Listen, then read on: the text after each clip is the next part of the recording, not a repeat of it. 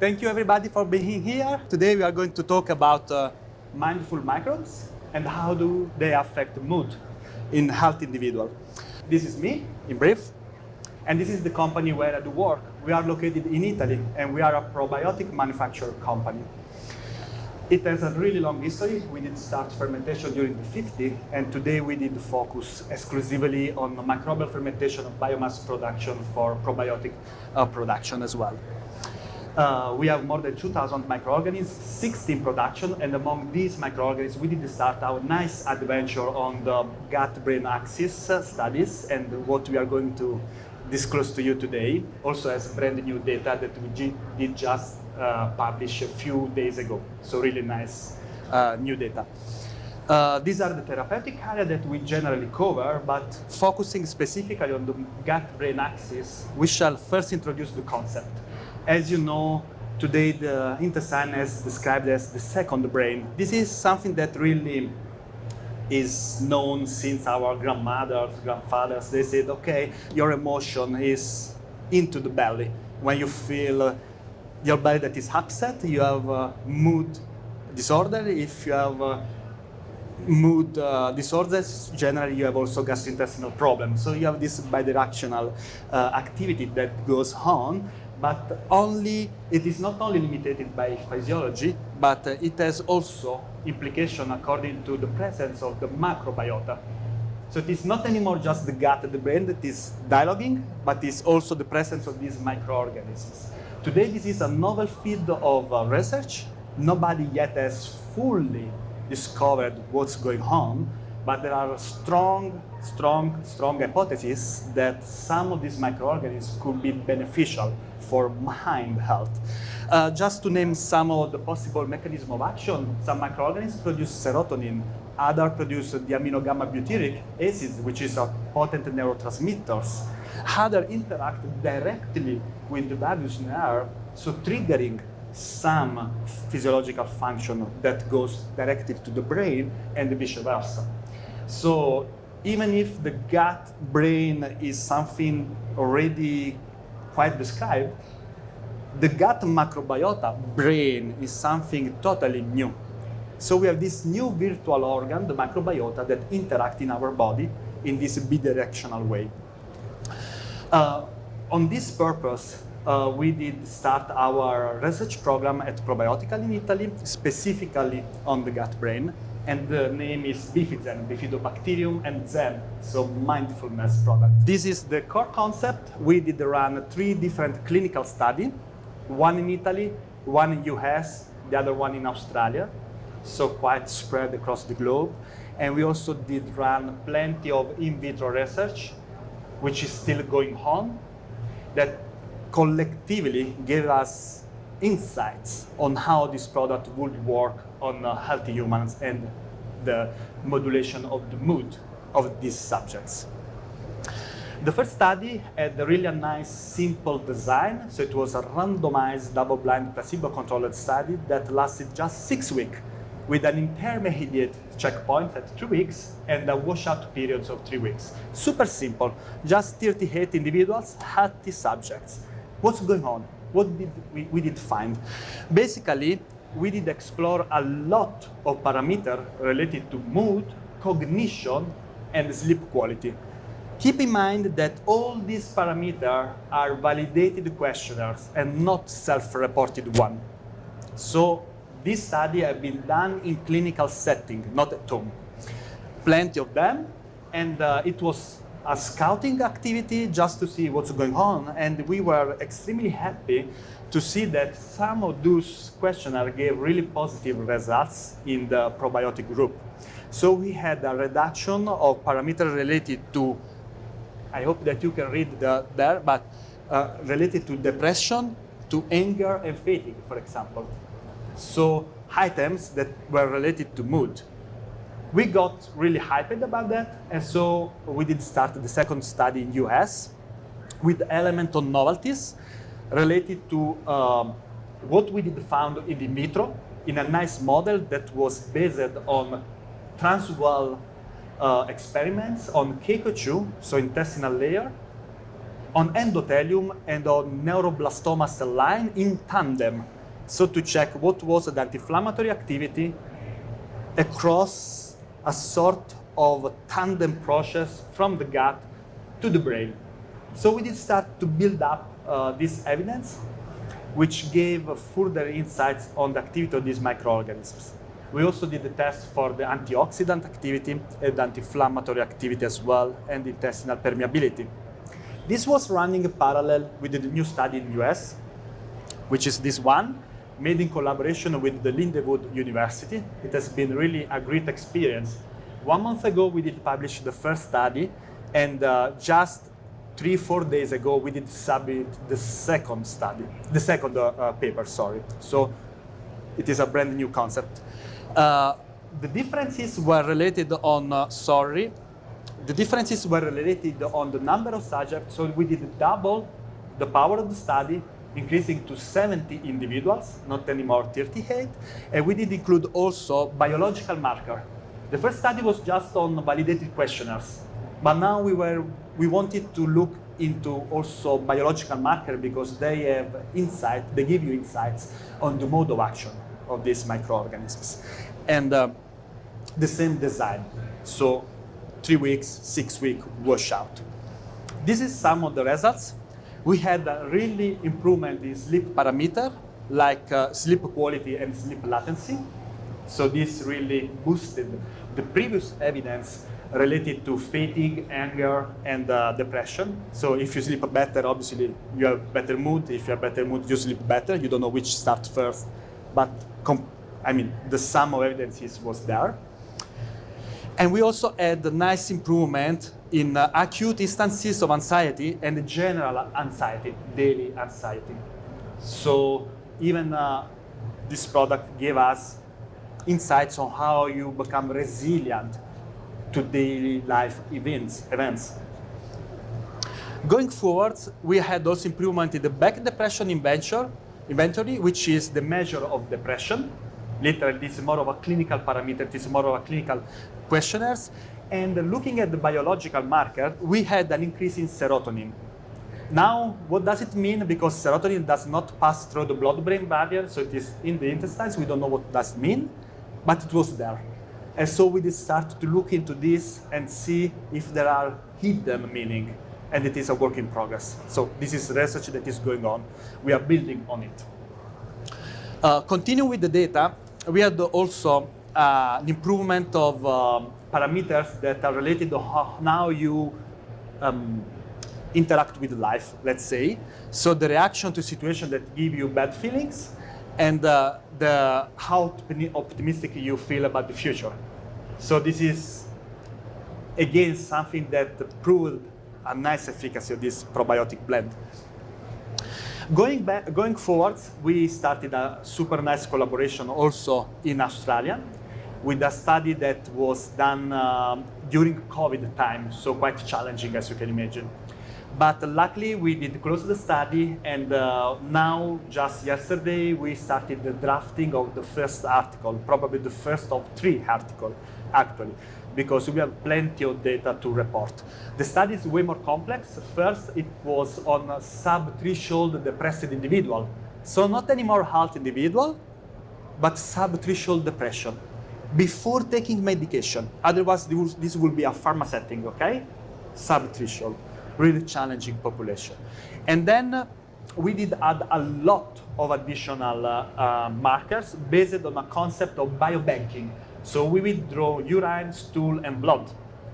We did store them, and now we are analyzing them for the microbiota and for the metabolome in order to see if there are patterns of interest that can give us insights on what's going on.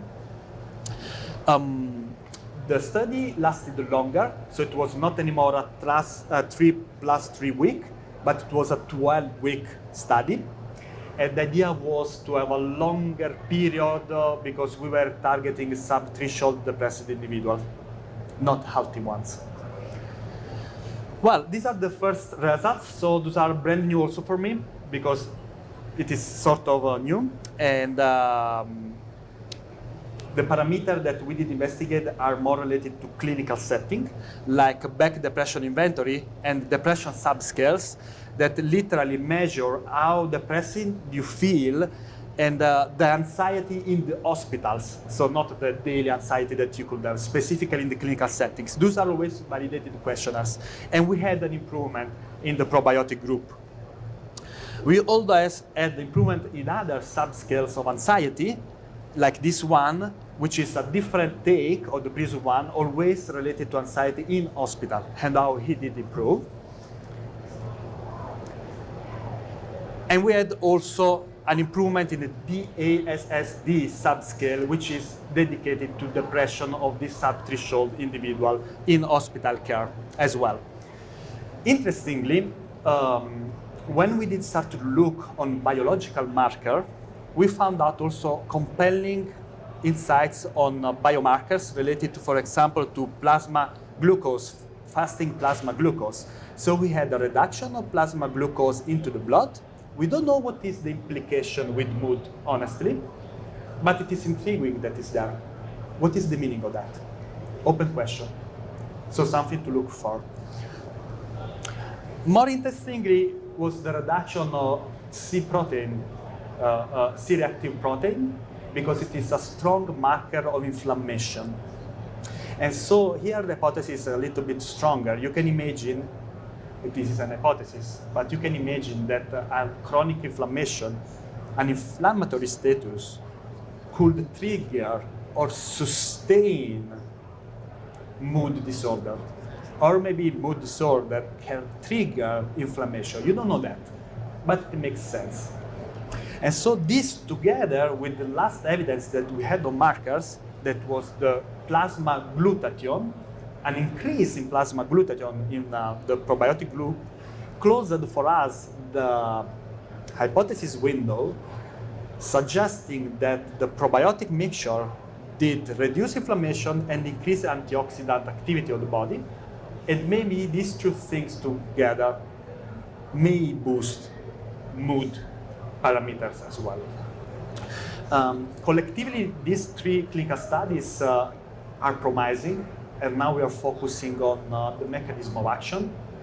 We did just publish yesterday a really relevant article on the Journal of Proteome, and this is the first study that we did on the metabotype of a healthy individual pre and post exposure to this blend. And now we have all the metabolites to be analyzed to see if these microorganisms generated something that has implication in mood. And this is one of a kind. It's really an incredible study. I'm not reporting here the study just because it went online 2 days ago. So I had to update the presentation. I don't have enough time to go in deeper into that. But later on, if you're curious, we can talk about this. So going retrospectively on what we have done, we have these three clinical studies, now report in brief what we defined. And so we had an improvement on the Italian study about sleep quality and mood, depressive feeling. This was the pilot.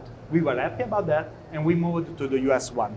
On the US one, obviously we have double the power of the studies, and we had also biological marker, and the improvement were related to parameters that are correlated to depression. As you can see, the back depression inventory, Leiden index, and life orientation test. So how do you react with life? And we had also the serotonin into the intestine, which increased in the probiotic group, even though we don't know yet the meaning of it.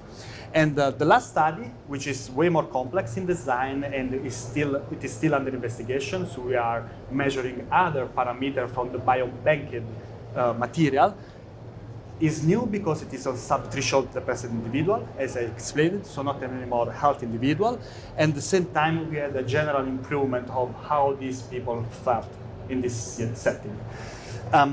Now we are in the stage of finalizing the publication of this article. I expect that by the end of this year, we have at least 3 new publications on this topic, plus one clinical study that is starting right now on neuroimaging. So if the microorganisms are able to trigger specific area of the brain, and what does it mean? It will be a long journey. In principle, this is a blend of microorganisms, and we did start also to investigate how they do interact with other active compounds in a way to increase the potential portfolio of this kind of products. And the last but not least, this, to my knowledge, may be not totally accurate, but it is the first study ever published with both methodology, plate count, and active fluorescent units. I don't know who is aware about the methodology, the probiotic enumeration. This is a big topic in our fields, identity and quantification. This is the first study that reports the dose and the stability of the product in the supplementary material. So it is a breakthrough in terms of quality. I don't know if you are aware about the metrics, but there are more than 4,000 clinical studies in databases. More than 1,000 of them don't even report the strain which has been used. And this is, for us, a milestone, because we truly hope to increase also the quality behind the reports that we are giving to our customers. I was faster than expected, so that's good. I may leave sometimes to questions, specific questions that you may have. I'm totally happy to try to answer them. Thank you.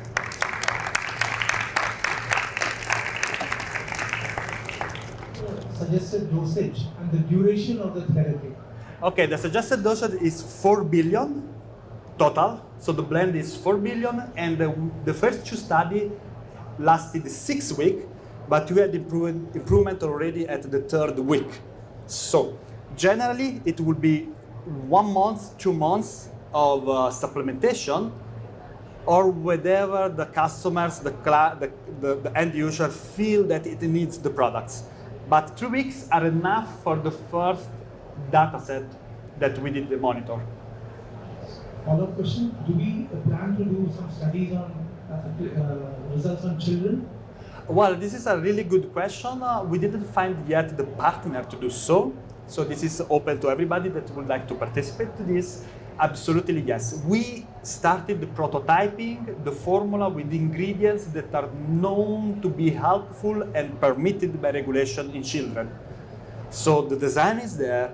We don't have yet the partner for the clinical investigation, but absolutely, yes, will be a nice topic. Because the results are quite encouraging as far as the stress relation is concerned. And today I feel children are stressed out a lot. Our idea was first to treat the parents, and generally the stress goes away. Do you have in mind on the stool samples that you collected to have a look on the metabolome of the bacteria, and maybe for the future also to have a look on the epithelial cells and the change in metabolic activities, because Yes. most probably the production of serotonin in the gut will lead to some other kind of neuromediator. Exactly. So yes, we are thinking about that. Those are really in-depth analysis that need to be carefully planned because you don't have a benchmark. And so the idea that we were scouting was to use the SHINE platform, so to have an established microbiota there and to challenge with the products and to see what happened at the metabolome level in tandem with analysis like nuclear magnetic resonance.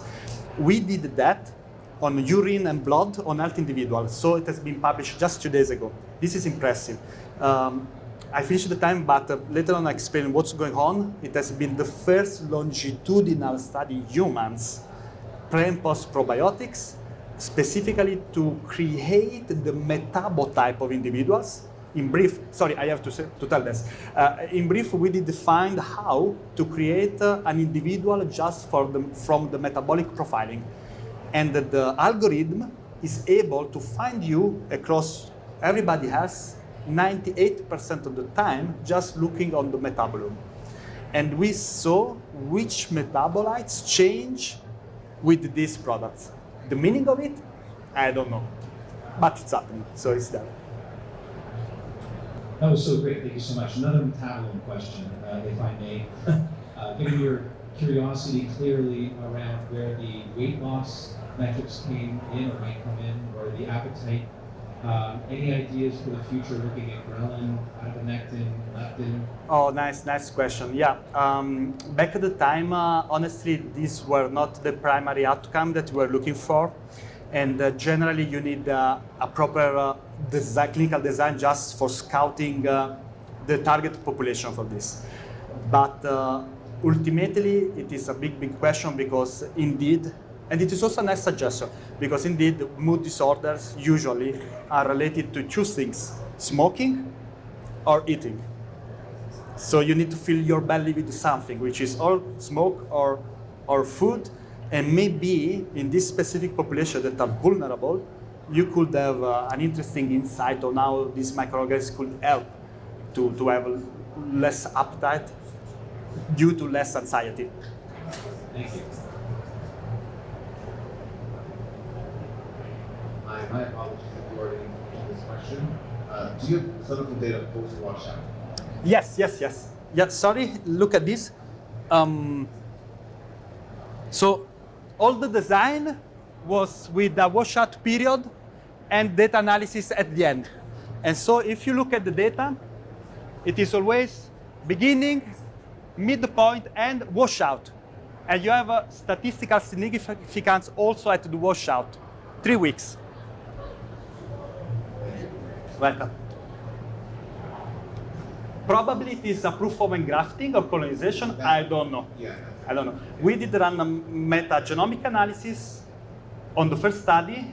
We found the presence of the microorganism in there, but as you know, metagenomic data tell you that something is there, not if it is live or if it did colonize. So you know. Welcome.